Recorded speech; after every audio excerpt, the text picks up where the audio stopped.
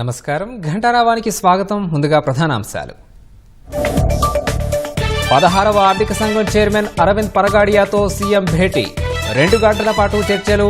ఆంధ్రప్రదేశ్ ఆర్థిక ఉన్నతికి సహకరించాలని వినతి.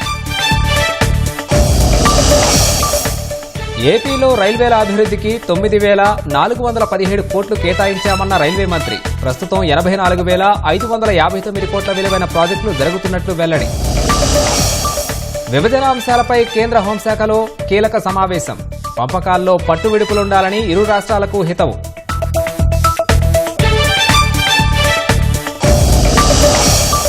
రాష్ట్రంలోని పలు మున్సిపల్ ఎన్నికల్లో కూటమి సత్తా.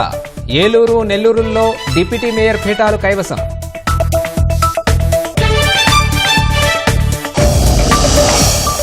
ఢిల్లీలో ముగిసిన అసెంబ్లీ ఎన్నికల ప్రచారం. ఎల్లుండి పోలింగ్, ఈ నెల 8న లెక్కింపు.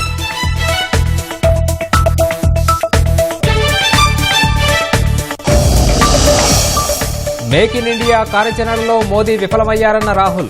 ఉత్పత్తుల రంగాన్ని చైనాకు అప్పగించారని మండిపాటు.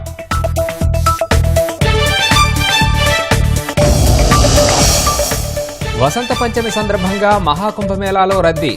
చివరి అమృత్ స్నానానికి భారీగా తరలివచ్చిన భక్తులు.